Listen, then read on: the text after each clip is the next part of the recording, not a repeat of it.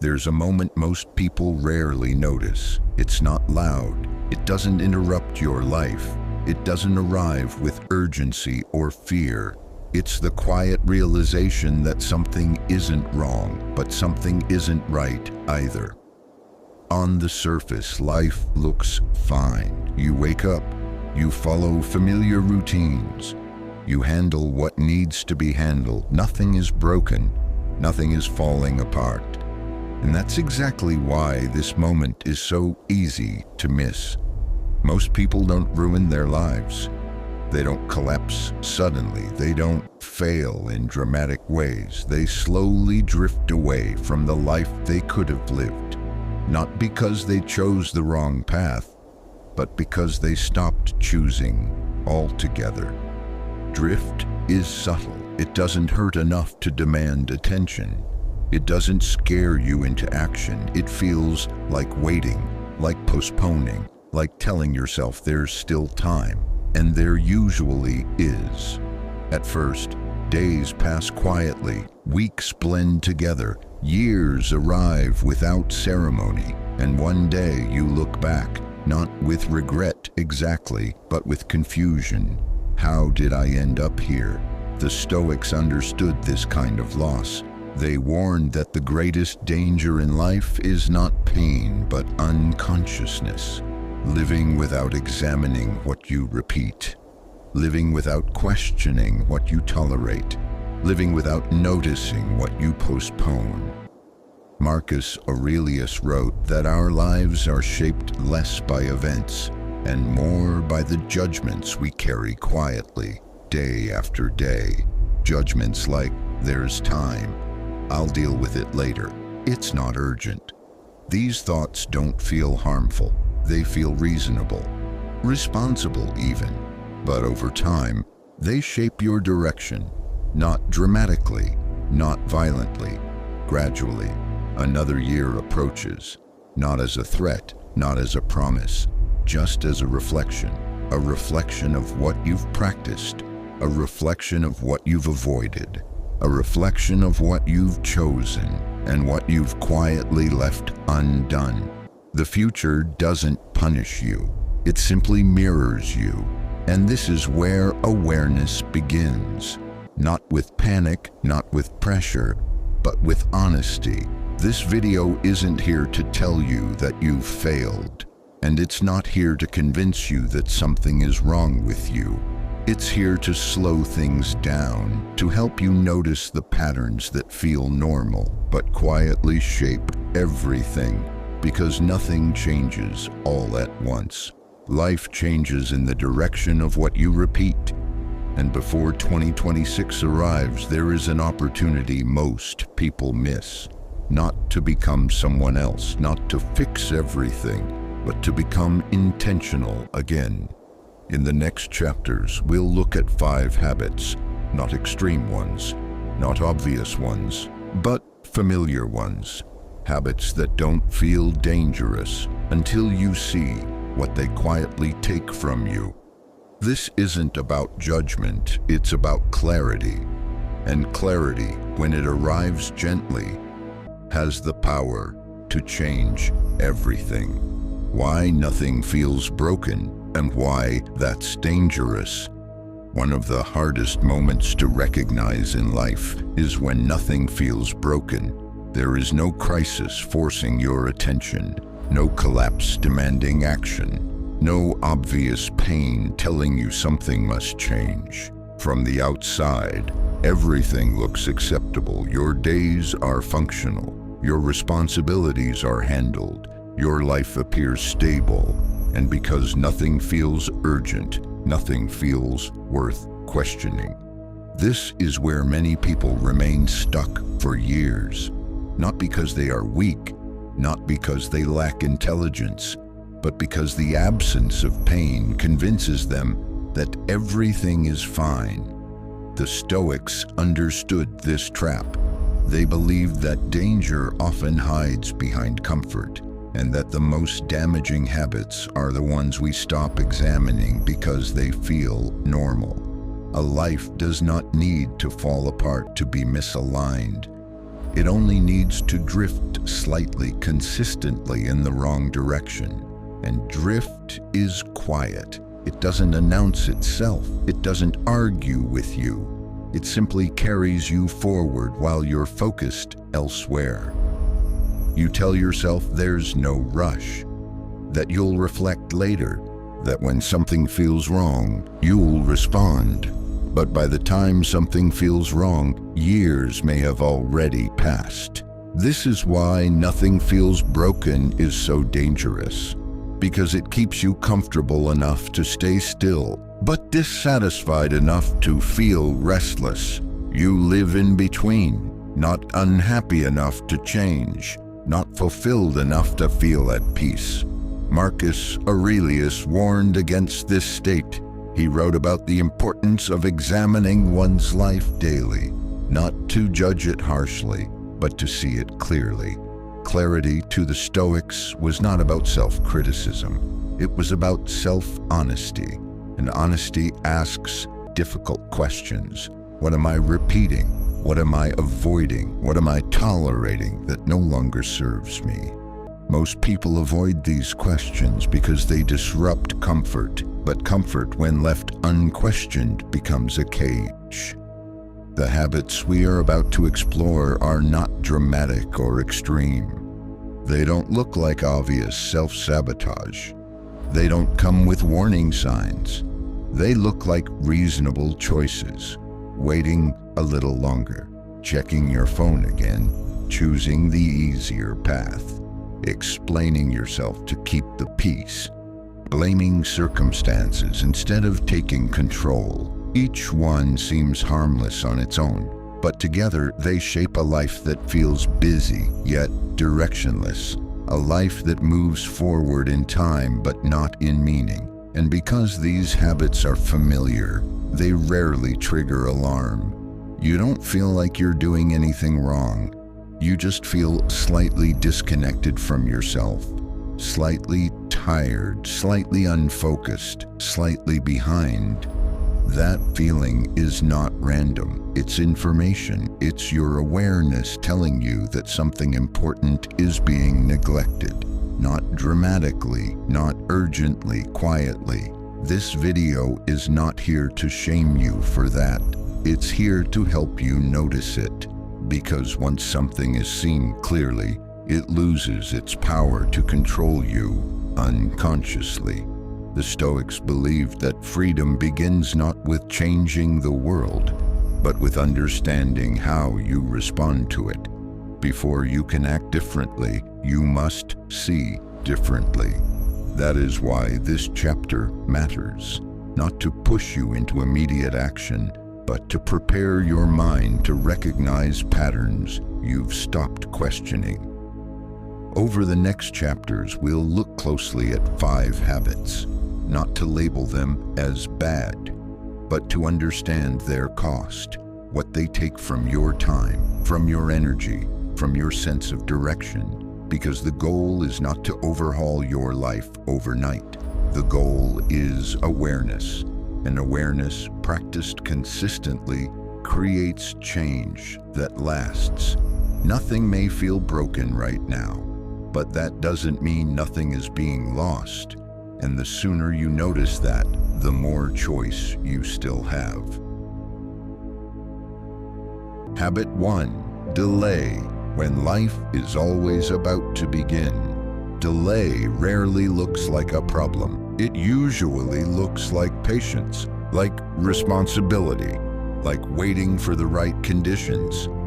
You tell yourself you'll begin when things settle down, when you feel more confident, when you have more time, more clarity, more certainty. And on the surface, this sounds reasonable. You're not quitting. You're not saying no. You're just saying, not now. But over time, not now becomes a habit. And habits don't stay neutral. They shape the direction of your life. Delay is one of the most socially accepted forms of self-sabotage because it doesn't look like failure. No one criticizes you for waiting. No one questions you for preparing. You still appear thoughtful, careful, responsible.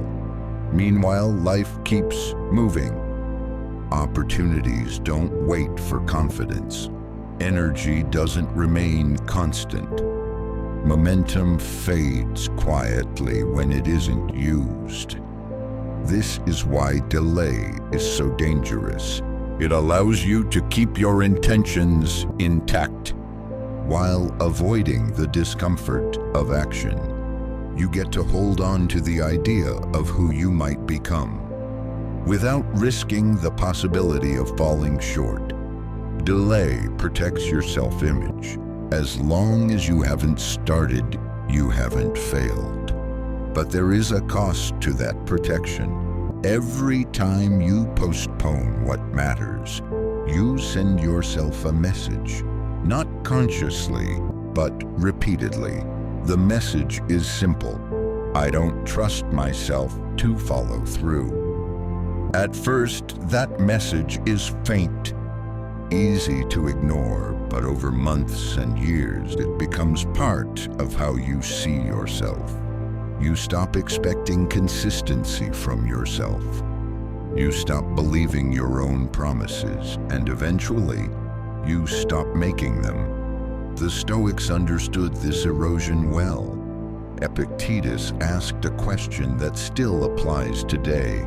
How long are you going to wait before you demand the best for yourself? This isn't a question about productivity. It's a question about self-respect. Every delay is a choice. Comfort today, overgrowth tomorrow, safety now, over uncertainty later, and those choices compound. One delay turns into another, then another, until a year passes, and then another, and one day you realize you've been living in preparation mode for a life that never quite begins. Delay is not about moving slowly. There is nothing wrong with moving slowly. When movement is still happening, delay is about being stuck, about rehearsing action without committing to it. You tell yourself you're not ready, but readiness is a myth. No one ever feels ready for the things that matter. The person who starts a business doesn't feel ready. The person who changes direction doesn't feel ready. The person who leaves a situation that no longer fits doesn't feel ready. They act without certainty, because action produces clarity. Waiting produces doubt. The longer you wait, the more reasons your mind creates to keep waiting. It tells you it's not the right time, that you need more information, that it would be smarter to wait just a little longer. But the perfect moment never arrives. There will always be another obstacle, another responsibility, another reason to delay. Seneca wrote that life is long enough if it is used wisely. Delay is how it becomes short, not because time runs out suddenly, but because it slips away unnoticed. While you wait, others are learning. While you hesitate, others are making mistakes and adjusting. While you prepare endlessly, others are building momentum. By the time you feel ready, the distance feels larger than it needs to be. This is not meant to discourage you. It's meant to remind you of something important. You don't need to do everything at once. You don't need a perfect plan. You don't need confidence. You need movement. Small, deliberate movement. Choose one thing you've been postponing, not everything in your life. Just one. Something you know matters. Something you've been negotiating with yourself about. Then take the smallest possible step toward it, not impressively, not publicly. Quietly. Send the email. Have the conversation. Begin the draft. Take the first walk. Action does not need to be dramatic to be effective. What matters is that it happens. Each time you follow through, you rebuild trust with yourself. And trust is not built through intention. It's built through evidence. Evidence that when you say you'll do something, you do it. Delay erodes that evidence. Action restores it. This is why delay steals more than time. It steals belief. Belief in your ability to move. Belief in your capacity to change. Belief that your future is something you participate in, not something you wait for. Marcus Aurelius wrote that you could leave life right now, and that this thought should guide what you do and say and think. This isn't about fear, it's about urgency, about recognizing that tomorrow is not promised, and that waiting is a form of gambling with time you don't control. You don't need to rush, but you do need to begin. Because life doesn't start when you feel ready. It starts when you act. And if life always feels like it's about to begin, it's usually because you've been delaying the moment. You decide to step forward. Begin now. Not perfectly, not confidently, but intentionally. Habit 2. Constant distraction. A life lived elsewhere. One of the greatest dangers of modern life is not that we are too busy. It's that we are rarely present. Distraction no longer feels like an interruption. It feels normal. You reach for your phone without thinking. You scroll without intention. You consume without remembering. And because everyone else is doing the same, it doesn't feel like a problem. But distraction is not harmless. It quietly trains your mind to live elsewhere. While your body moves through the day, your attention is pulled away. Fragmented, scattered, divided. And where your attention goes, your life follows. The Stoics believed attention was sacred. They understood that a person's life is shaped not by what happens to them, but by what they consistently give their mind to. Marcus Aurelius wrote about the discipline of focus, about doing what is in front of you with seriousness and care. Not because work itself is sacred, but because presence is. Today, presence is rare. You move from notification to notification, from headline to headline, from video to video. Each piece of content demands only seconds, but leaves behind a residue of restlessness. You finish scrolling and feel strangely empty, not rested, not fulfilled, just numb. This is because distraction is not entertainment, it is avoidance. You avoid silence because silence invites reflection. You avoid focus because focus demands effort. You avoid stillness because stillness brings you face to face with thoughts you've been postponing. Distraction fills every quiet space, so you never have to sit with yourself. But when you never sit with yourself, you lose the ability to know what you want. Your mind becomes reactive. It jumps from stimulus to stimulus, rarely settling long enough to think deeply, to create meaning, or to make deliberate choices. Over time, this weakens something essential, your capacity for sustained attention. And without sustained attention, you cannot build anything meaningful. Not a skill, not a relationship, not a sense of direction. 10 minutes of distraction doesn't feel like much. An hour slips by unnoticed. A day ends without clarity. And then a year passes. You struggle to remember where the time went because you were never fully there for it. This is why constant distraction is so costly. It doesn't just take your time, it takes your ability to be present in your own life.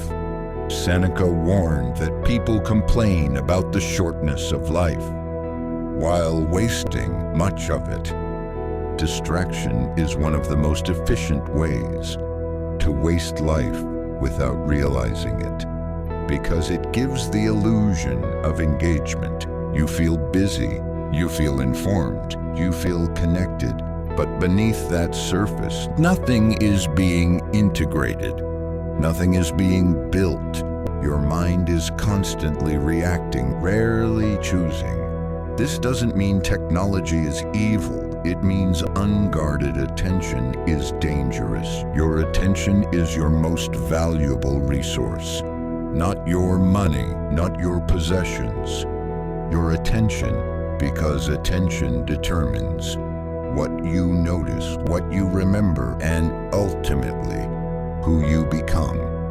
If you give it away carelessly, your life will feel scattered. If you guard it intentionally, your life gains direction. This is not about quitting technology. It's about reclaiming choice. Deciding when you engage and when you don't. Creating space in your day where nothing competes for your focus. Moments of silence, moments of single-task attention, moments without stimulation. At first, this feels uncomfortable. Your mind resists. It looks for something to consume, something to react to. This discomfort is not a problem. It's a sign that your attention is waking up. Focus is a skill. Like any skill, it must be trained. You don't regain focus by force. You regain it by practice, by staying with one thought a little longer, by finishing one task before starting another, by allowing boredom without immediately escaping it. Over time, something changes. Your mind becomes calmer. Your thoughts become clearer. Your sense of direction strengthens. You stop living everywhere at once and begin living where you are. A distracted life feels full, but leads nowhere. A focused life feels quieter, but builds something real. This habit is not about becoming rigid. It's about becoming present. Because when your attention returns to you, so does your life. Comfort feels safe. That's why it's so easy to choose. You stay where things are familiar. You repeat what you already know how to do. You avoid what feels uncertain or demanding. And at first, nothing seems wrong with that. Comfort doesn't hurt. It doesn't create conflict. It doesn't demand courage. It simply asks you to stay where you are. Over time, however, comfort becomes a habit, and habits shape who you become. Choosing comfort over growth is rarely a dramatic decision. It happens quietly, in small moments.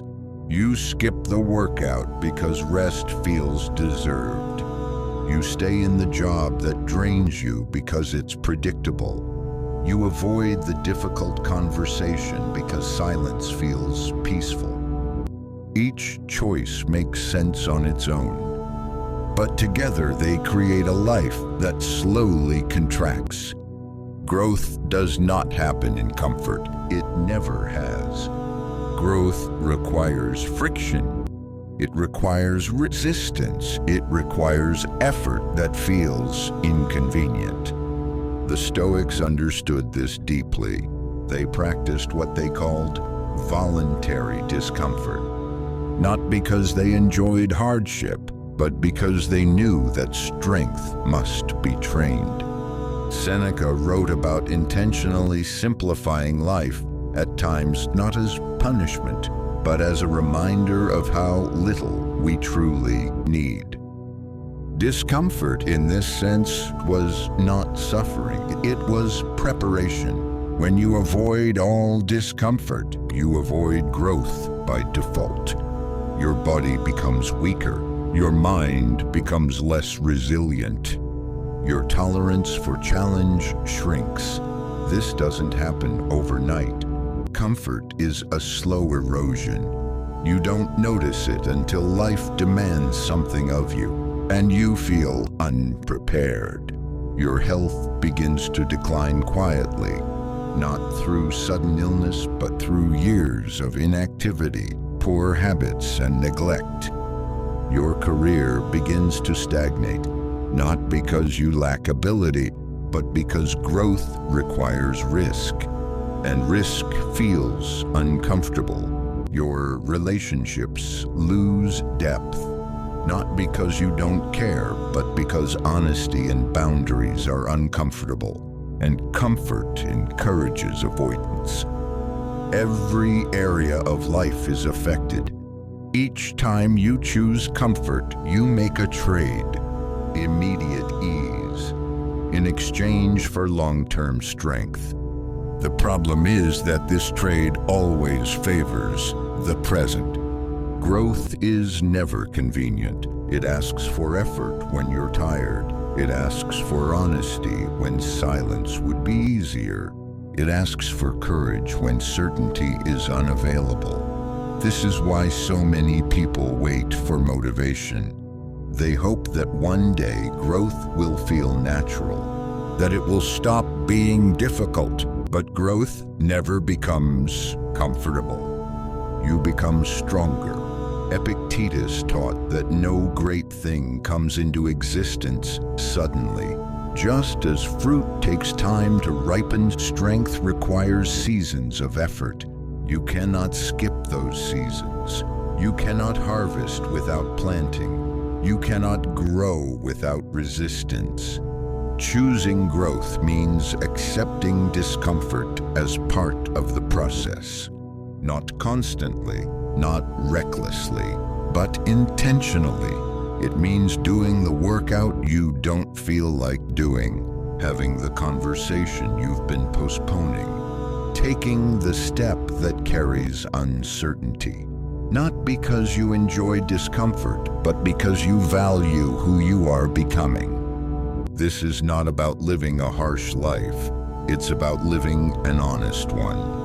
Comfort, when chosen consciously, can restore you. Comfort, when chosen automatically, can weaken you. The difference lies in awareness. When comfort becomes your default response to challenge, growth stops. When growth becomes your priority, comfort finds its proper place. As you begin choosing growth more often, something important happens. Your capacity expands. What once felt overwhelming becomes manageable.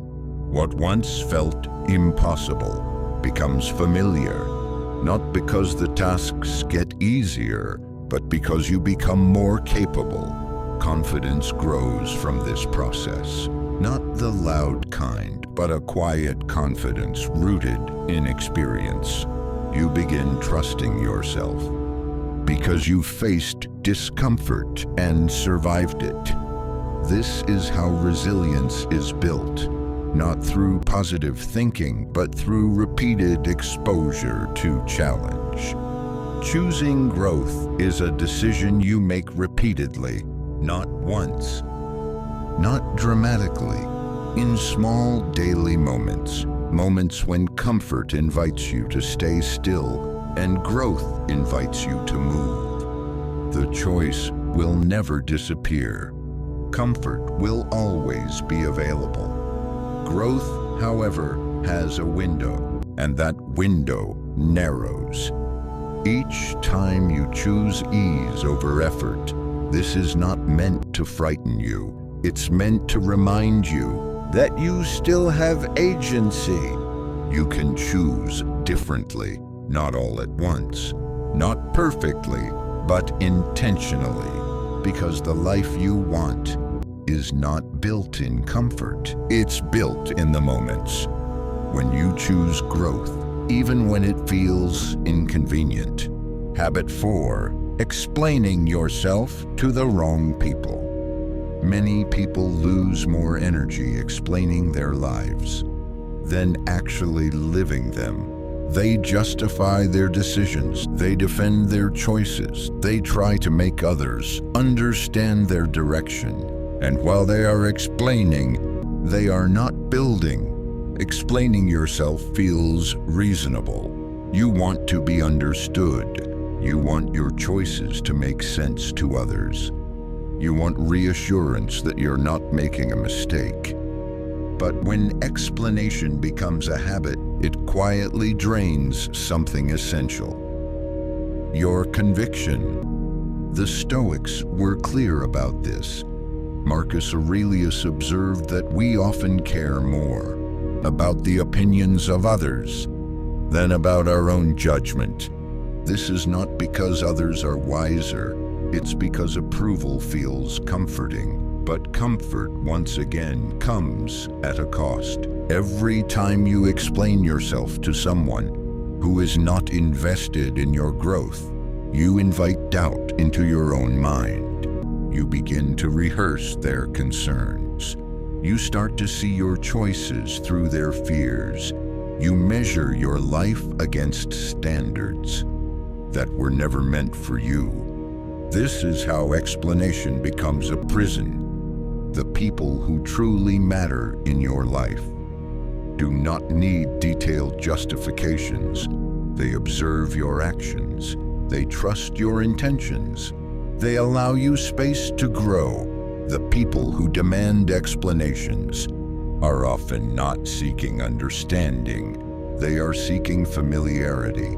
They want your life to fit within a framework that makes sense to them. When it doesn't, they ask questions, not always out of care, but out of discomfort. Explaining yourself to these people will never be enough. No matter how clearly you speak, they will always find another concern, another doubt, another reason to hesitate. Epictetus understood this well. He taught that if you wish to improve, you must be willing to appear foolish at times. Not because you are foolish, but because growth often looks irrational to those who are unwilling to change. When you constantly explain yourself, you soften your vision. You begin to adjust your goals to avoid judgment. You lower your standards to avoid criticism. You shrink your dreams to fit within someone else's comfort. This happens gradually, one explanation at a time, one justification after another, until you look at your life and wonder why it feels smaller than it once did. Silence is not arrogance, it is clarity.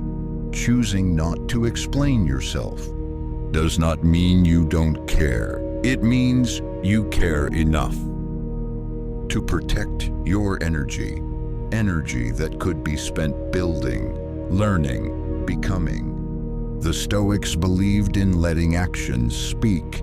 They understood that results communicate more clearly than explanations ever could. When you are moving forward, your life becomes the answer. And when you are not, no explanation will compensate for that. This does not mean isolating yourself. It means discerning, knowing who deserves access to your thoughts and who does not, knowing which conversations help you grow and which ones quietly pull you backward. Not everyone needs to understand your path. Not everyone is meant to walk with you. Some people are only meant to observe from a distance. When you stop explaining yourself, something unexpected happens. Your mind becomes quieter. You stop rehearsing arguments that were never necessary. You stop doubting decisions that were already aligned. You begin trusting your own judgment again. This trust is fragile at first. It grows through practice. Each time you choose silence over unnecessary explanation, you reinforce it.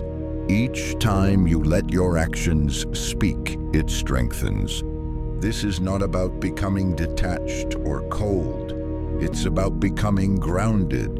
Grounded in your values, grounded in your direction, grounded in your choices. Seneca wrote that much of our suffering comes not from reality, but from our imagination. The judgment you fear often exists only in your mind. Most people are far more concerned with their own lives than with evaluating yours. And those who do judge are often projecting their own regrets, their own fears, their own limitations. You do not need to carry that. You do not need to explain yourself to people who are not living your life.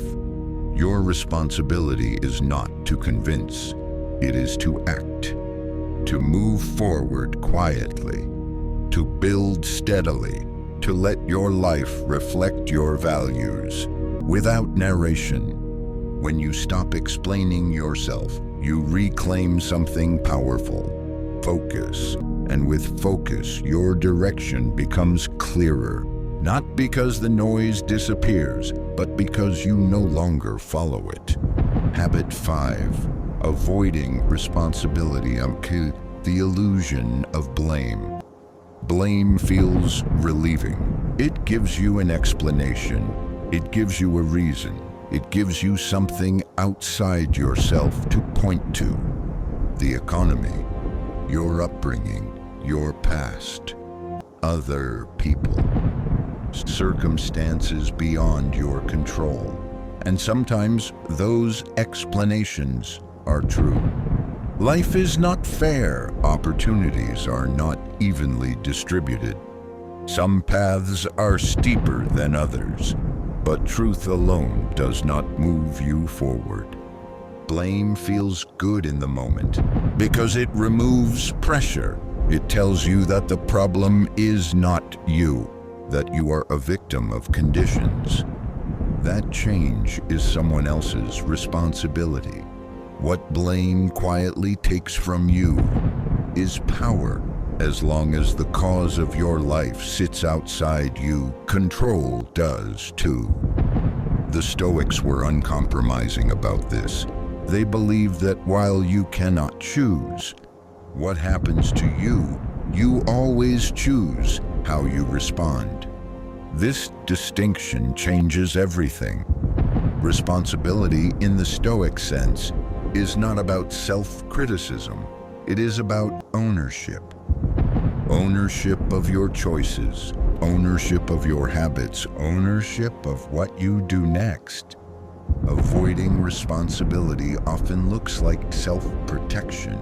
You tell yourself you're just being realistic, that you're acknowledging your limitations, that you're being honest about circumstances. But over time, this honesty becomes an excuse. You repeat the same story about why things are difficult, why progress is slow, why now is not the right moment.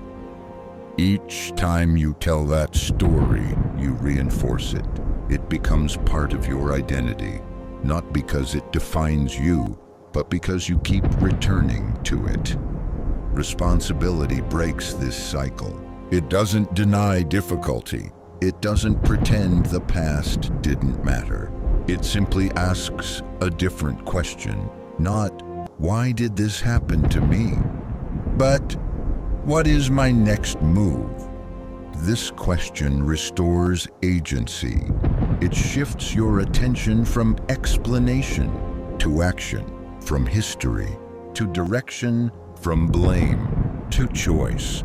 When you take responsibility, you stop waiting for conditions to improve. You stop hoping for permission.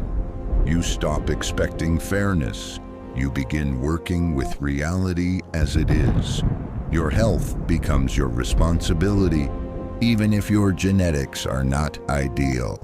Your finances become your responsibility, even if you started behind.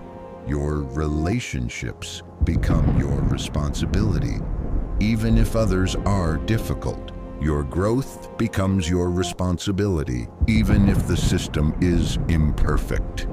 This does not mean everything is your fault. It means everything is your domain, and domain implies influence. When you own your situation, you regain the ability to change it. This is why responsibility is freedom. It frees you from waiting. It frees you from resentment. It frees you from the false comfort of victimhood. Victimhood feels safe because it removes expectation, but safety without agency is stagnation.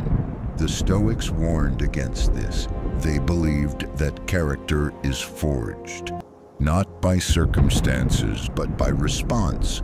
Seneca wrote that difficulties strengthen the mind, as labor strengthens the body, but difficulty cannot strengthen you. If you are busy blaming it, if you see every obstacle as proof that life is against you, you never engage with it fully. You retreat. Responsibility requires courage. It asks you to stand where you are without excuses, to say, "This is my starting point," not because it's fair, but because it's real. From that point, progress becomes possible. This is not a dramatic transformation, it's a quiet shift. You stop telling stories about what should have been. You stop replaying injustices. That cannot be changed. You redirect your energy toward what you can influence now. This shift is uncomfortable at first. It removes familiar narratives. It removes sympathy. It removes justification. But what it gives you back is far more valuable. Clarity, direction, momentum. When you take responsibility, you stop asking for rescue. You stop waiting for the right conditions. You start working with what you have. Your effort, your attention, your choices, these are enough. They have always been enough. Responsibility does not make life easier. It makes it workable. And a workable life is one that can change. When you stop blaming, you stop repeating. When you stop repeating, you start moving. This is not about being harsh with yourself. It's about being honest. And honesty, when paired with action, is one of the most powerful forces you have access to. 5 habits, 1 pattern. Awareness before change. By now, the pattern should feel familiar, not because it's dramatic, but because it's subtle. Delay, distraction, comfort, explanation, blame. 5 habits that appear separate on the surface, but share the same root. A life lived without intention. None of these habits are extreme. None of them look dangerous in isolation. That's why they're so powerful. They don't force you off course. They gently guide you away. Each habit teaches you to react instead of choose, to wait instead of act, to explain instead of build, to blame instead of take responsibility. And over time, reaction replaces direction.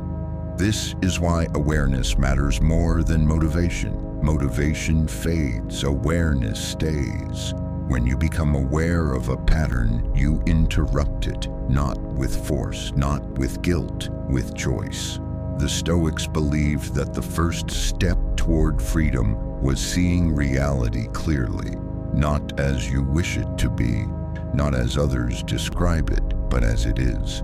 Until now, many of these habits have likely operated quietly. They felt automatic, normal, unquestioned. Awareness brings them into view, and once something is seen clearly, it cannot control you in the same way. This does not mean you will eliminate these habits overnight. Change does not work like that. The goal is not perfection. The goal is interruption. Noticing when you delay, noticing when you distract yourself, noticing when you choose comfort reflexively, noticing when you explain unnecessarily, noticing when you blame instead of owning. Each moment of noticing creates space, and in that space, you regain agency. Agency is the ability to choose your response. This is where change begins, not with drastic action, but with small, repeated decisions made consciously. Most people wait for a breaking point. They wait until life becomes unbearable before they change. The Stoics warned against this. They believed wisdom meant adjusting early, not reacting late. You don't wait for illness to care for your body. You don't wait for collapse to strengthen your foundation. You adjust while you still have room to move. Awareness gives you that room. It allows you to see your habits as they are forming, not after they've already shaped your life. This is why this chapter matters. Not because it introduces something new, but because it connects everything you've heard. 5 habits, 1 direction, and direction, once noticed, can be changed. You don't need to judge yourself for the past.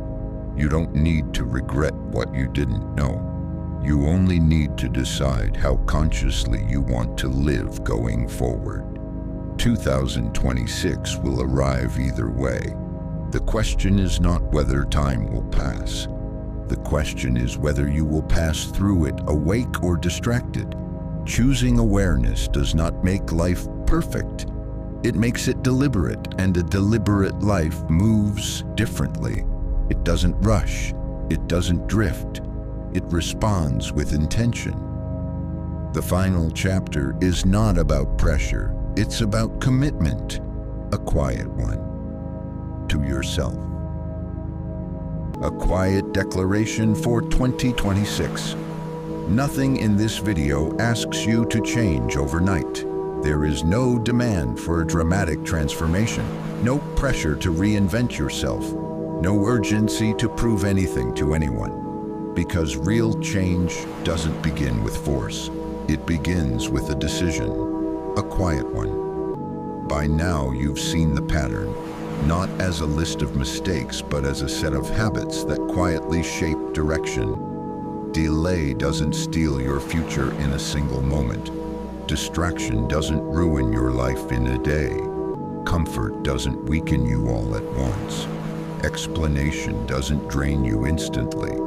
Blame doesn't trap you overnight. They work patiently. They work subtly. They work while you're busy living. And that's why awareness matters. Not to shame you for what you've done, but to remind you that you still have a choice. 2026 will arrive regardless of your intentions. It will not ask whether you're ready. It will not wait for clarity. It will simply reflect what you repeat. This is not meant to frighten you. It's meant to ground you, because the future is not built through planning alone. It's built through habits practiced daily. Marcus Aurelius wrote that we waste much of our lives arguing about what a good person should be, instead of simply being one. This was not a call for perfection. It was a reminder of responsibility. Not responsibility as burden, but responsibility as power. You don't control the world. You don't control outcomes. You don't control how others act. But you do control how you show up. You control whether you delay or act, whether you scatter your attention or focus it. Whether you choose ease or growth, whether you explain or build, whether you blame or take ownership. These choices may feel small, but they accumulate, and accumulation is how lives are shaped. This is why the declaration you make now matters. Not because anyone else will hear it, but because you will. You don't need to announce it loudly. You don't need to justify it. You don't need approval. You only need alignment. So if you're willing, make this commitment quietly, not as a promise to the world, but as an agreement with yourself. I choose action over delay. I choose focus over distraction. I choose growth over comfort. I choose responsibility over blame. I choose to live deliberately.